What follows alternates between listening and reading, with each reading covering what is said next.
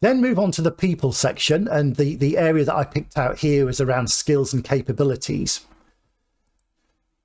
So think about, have we got a training matrix? And I'll show you an example in a few minutes time of a training matrix that you may want to use. But this is all about identifying the needs. So the TNA that I've put on here is the training needs analysis. So do I have any training needs in the people in my organization? Have I got some gaps that we don't have the skills in place that we need to think about how to fill them? So I either need to develop people in the team to fill those training gaps, or I might need to try and look to bring in people with those skills either as employees, team members, or as members of the board of trustees, or as volunteers. So different ways, how can we fill those gaps that we might have in the skills across the team? And I think it's really important to think about the skills that people need to deliver the service you're offering.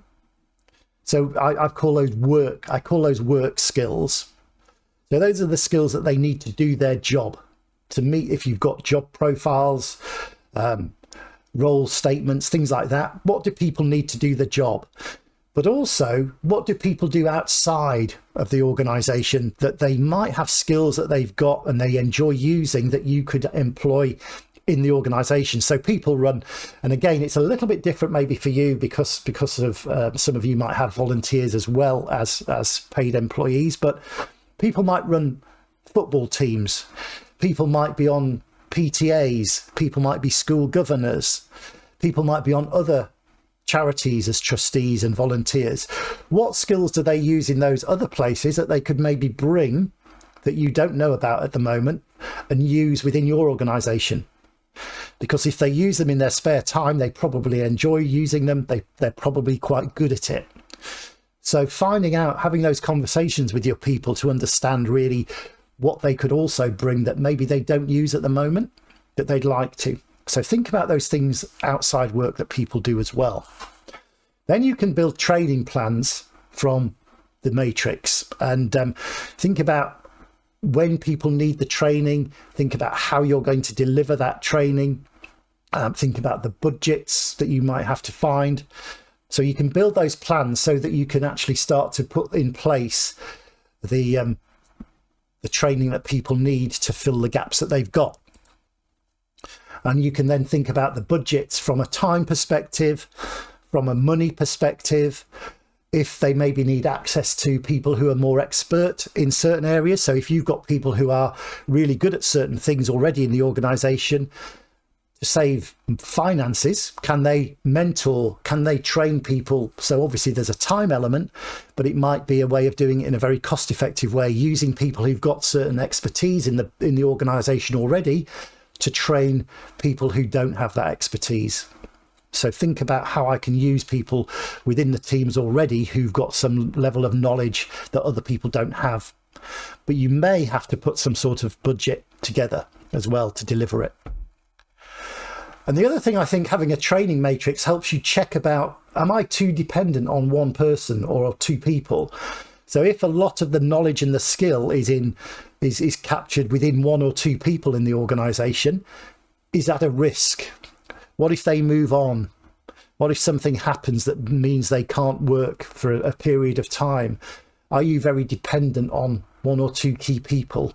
And if so, how can I start to reduce that risk by maybe spreading a little bit of the skill and the capability between other people as well? So putting that training matrix together helps you think about how can I reduce the risk.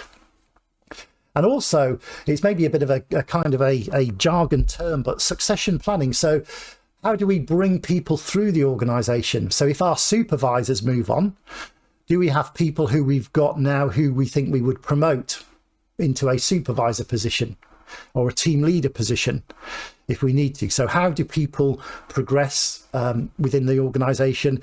If one of your senior people moves on, how do you replace them? So can people see that they've actually got a longer term career maybe with your organization as well? Again, I know it depends on the type of organization you run and the size and scale of it, but it may be relevant to some of you. So it helps with succession planning potentially as well. So the way that you would put a training matrix together is you think about all the skills that you need, and I'll show you a picture on the next slide. Think about the skills and the capabilities you need to run your organization. You then think about each team member and list the strengths. What are they good at against each of those skills and capabilities? You then produce a matrix that maps those skills to the needs. And you have a look at that matrix and check, am I too reliant on some people? Have I got some gaps in my organization that I need to start to fill? And how do I fill those gaps? As I say, is it by training?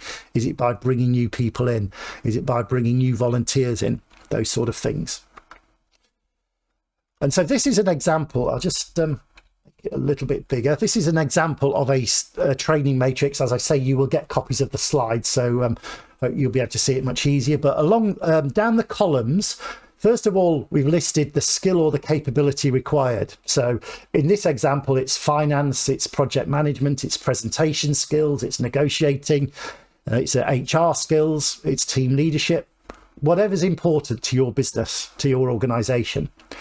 And then we've got a column for each team member of your organization.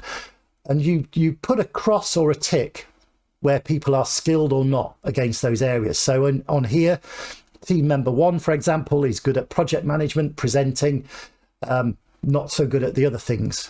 Team member 2 is good at negotiating, human resources and team leadership. So you can actually look at where you've got your gaps. So for example, you are maybe a little bit dependent on team member 2 because very few other people have got negotiating, HR or team leadership skills. You've got 2 people who are good at project management. You've got 2 people who are good at negotiation and so on. So you can use a little matrix, a very simple way of having a look at where you've got skills and where you've got gaps. So I'd recommend thinking about, can I put together a simple skills and capability matrix?